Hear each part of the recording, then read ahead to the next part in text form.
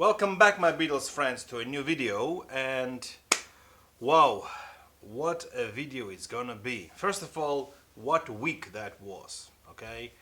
So in this video I'd like to first of all talk about the most important news, the Get Back movie that was aired on Disney Plus for 3 days.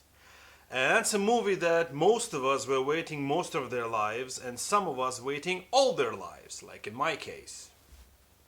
When I discovered that movie when I was 7 years old, since then I'm waiting for it to be released, and finally we have it.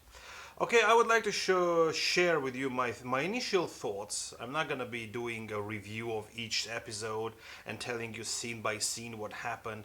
I just tell you my overall impression. And after that, in this same video, I'd like to show you all my latest finds, Beatles finds. Okay, so let's talk about the movie for a moment. I was waiting, with my heartbeat waiting. I didn't sleep the night on 24th to 25th. The movie here in Germany was aired at 9 o'clock in the morning. And I could hardly sleep, but I had a meeting at work, then I had to be some other place. So I saw the movie only on 25th in the evening. And my initial thoughts of the first part was, the first part is kind of darker than the other two, and the mood is very, very bad there. And the most interesting thing of the first part is the ending, how George leaves the band. He's just sitting there and just, so now I think I'm going to leave the band, find a replacement. And John asks him, when? He said, now. And then he walks away. And the entire episode, I thought that George feels uncomfortable being there. And I felt the Paul's domination. And how Paul was ignoring George. I mean, so all this mood. I mean, Peter Jackson made a great job showing us that mood, that George is going down and down and deeper into this depression, and then finally breaks and walks away. And that moment when their three other Beatles are hugging each other, that was heartbreaking. And overall, that was exactly what I was expecting from Twickenham Studios, because I know that being there, it was very depressing for all of them. It was not the good mood. What I was also a bit angry about is how Michael Lindsay Hogg is pushing his ideas and how he forces them to accept his ideas. It was kind of irritating, but he improved in the end. And that TV special show, that idea, it seemed to be a very bad idea from the very beginning. So the overall impression of episode 1 for me was kind of dark, but okay, let's see what happens next. Then the second one, when John didn't come and George left, and two of them sitting in the beginning, also in Twickenham, and Paul also almost crying. I mean, yeah, he was the driving force behind this project. I mean, we all know that, we agree that. And he knows that John would choose Yoko if he has to choose between Yoko and Beatles. Okay, everybody knew that. So the breakup was inevitable, but they didn't know that then. And so I kind of felt that Paul was kind of also guilty in that situation, because he was pushing, he was a kind of dictator kind of persona, and he got what he deserved, rudely speaking. And then John comes, and there is a very good part when the hidden microphone in the cafeteria, when John tells him that anything we say, you reject it. And Paul says, you kind of bossy, and I was sub kind of bossy, and your word is final, and everything like that. And so he kind of, defends George and wants him to come back. And also the idea that Yoko spoke for John, and it was kind of annoying. So the beginning of the second part, also in Twickenham, was kind of annoying, but you feel that they are going to change it. And then when George comes back, it was kind of wow, great.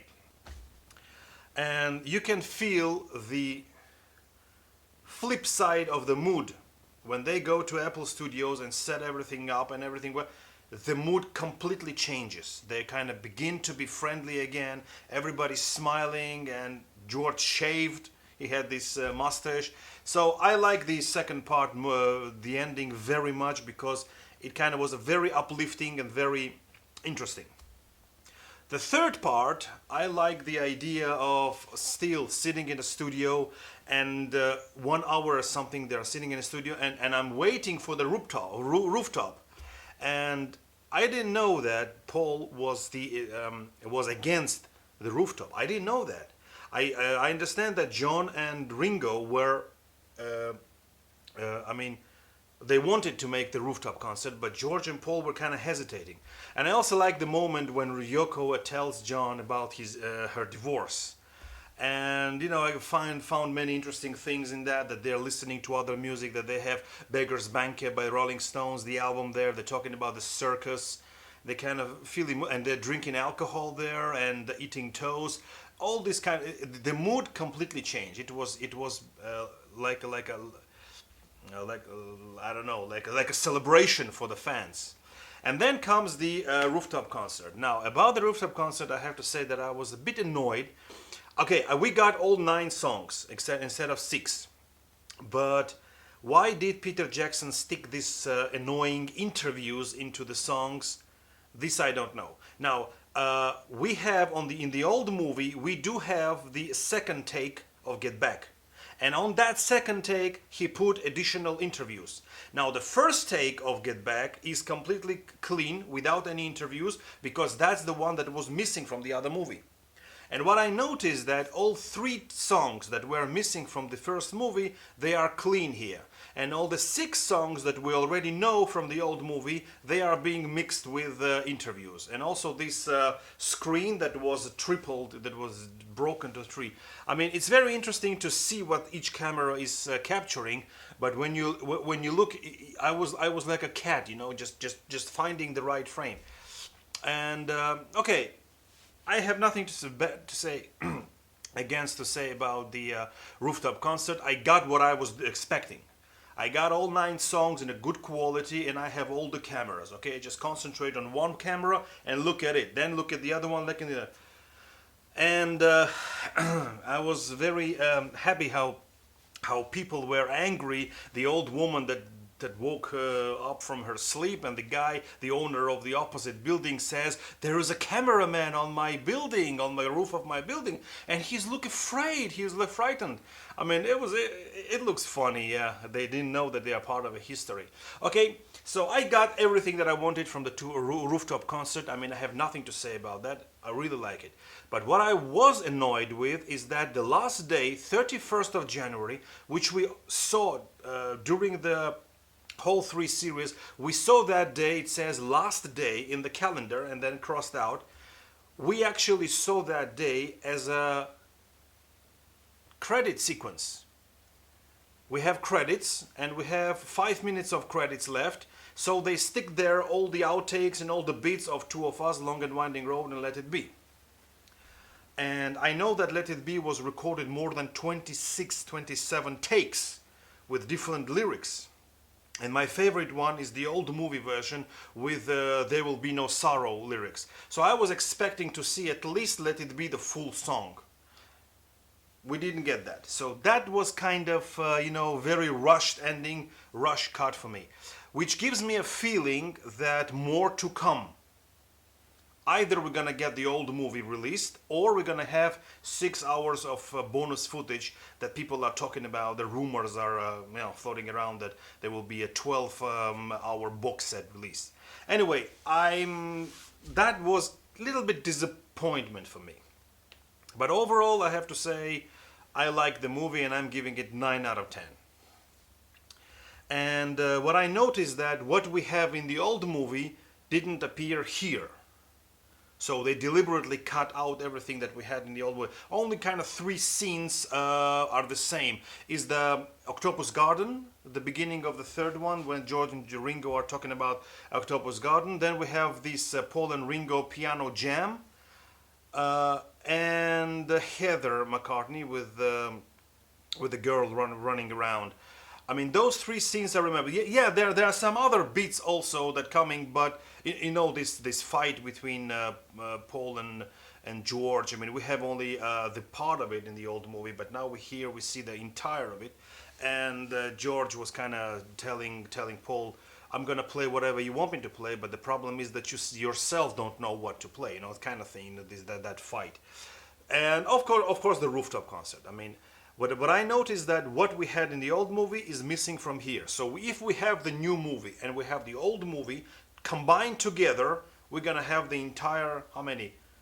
13, 14, no, it's gonna be 10 to 11 hours of footage.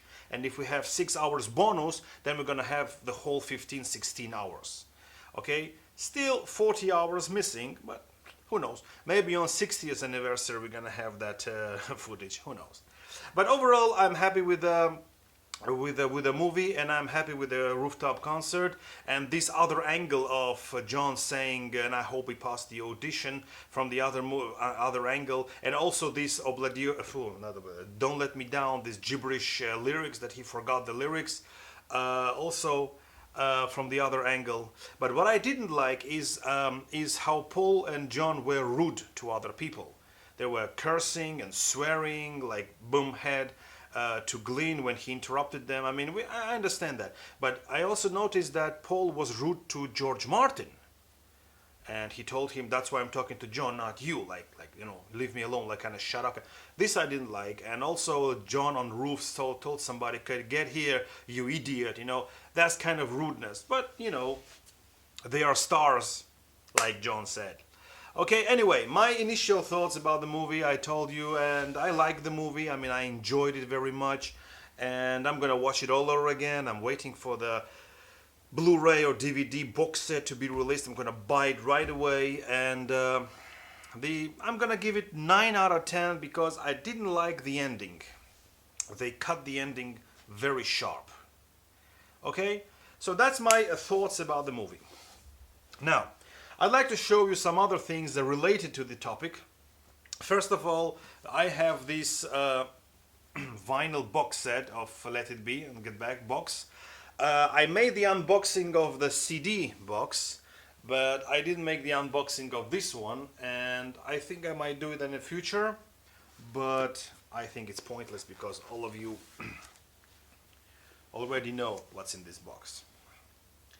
Also, another thing that I bought is a Mojo magazine, and I bought the Mojo magazine only for this lithograph, only for this picture. And it's laminated on both sides, and it's cool to have. Turns out to be this is taken from part 3 of the movie. Now I'd like to show you some new finds that I bought on the record show. There was a biggest record show in Utrecht, the biggest one in the world, but I was on my way there, and 200 kilometers before I got there, we got the confirmation that it's been cancelled. So we stayed in Düsseldorf for 2 nights, and we found the record show, so I bought many things there. And I'd like to show you. Celebrating Anthology 1. This is the Anthology 1 cardboard shop display, which is kind of promotional thing. That's kind of interesting. Then on the record show I bought this one. This is the trunk cover stereo original pressing of Yesterday and Today album. This is not the Butcher, of course, absolutely not. But it was in such a great condition that I couldn't miss it, and it's good to have it. This is the front, that's the back. And this is on, of course, on a rainbow label. I have the mono Butcher cover, now I have the stereo trunk cover. And yeah, I double checked, trust me. Okay, something that I bought in Belgium, in Antwerpen. This is the Brazilian pressing of Beatles Forever. This is the compilation album. And let me show you the label. This is a regular apple with a Spanish text. And this is just a plain white back. Good compilation. And what's interesting about this compilation is that the song Penny Lane, there is a 1 second of the song which is muted. If you listen to somewhere in 1 minute and something, there is one word that was muted. I don't know why, but this is very interesting, unique version of Penny Lane. Okay, this is the American Sgt. Pepper Mono. Now, I've shown you that one before, but I think I did. But this one now is complete. I was collecting these pieces by pieces. First of all, I bought the cover. I bought the cover in absolutely, mint condition. And I had a record with it, without any inserts, without anything. Then, not then. A couple of years before, I bought from England. I bought the UK pressing of Sgt. Pepper. But interesting that the American insert was instead of the British one. It says here printed in USA. So the only thing that I had to find was the inner sleeve. And a couple of days ago I bought this German pressing of the early Beatles from Hamburg, and surprisingly for me, inside was that insert. And I thought to myself, nah, it cannot be, it's a British one. And what I notice here, that it says here printed in USA. So lucky for me, I have the entire mono pressing, first pressing of Sgt. Pepper from America with all the inserts. And also this new find, but I already have this album, so it's not that important. Next one, something that I've been looking for many, many months. This is the first pressing American Beatles Again album, and on the label here it says Beatles Again, not Hey Jude. I do have Hey Jude. Now I have the first pressing, which is Beatles Again. And the spine of this album actually says Hey Jude. But we all know that story, right?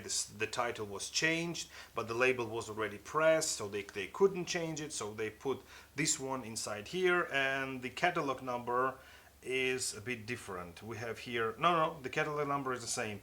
It's SW385, SW385, that's the catalog number. So they changed the name of the album on the spine, but they didn't have time to change it on the label. So it's kind of unique. Now I have both. Now, the latest issue is this one, Ringo's EP, Let's Change the World. 4-song EP, 10-inch. Nothing to say about that. And the last thing, but not the least, something that I should have bought in July, but I couldn't get it. No, now I have it. This is George Harrison's All Things Must Pass box set with the 5 CDs and 1 Blu-ray. I bought it on Black Friday. It was very cheap, so I couldn't miss. And let's make a short unboxing of that one here on this video, because I have 1 minute and 15 seconds left. So that's the box.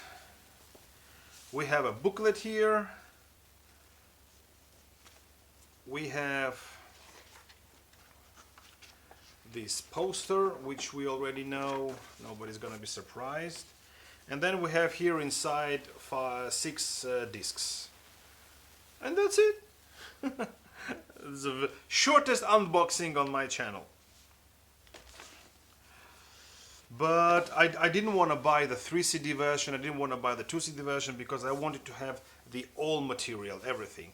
And on Black Friday, 2 days ago, I had this chance to buy this one for very cheap. Okay, and something that I also want to show you, I already showed you in my previous videos, but I want to show you.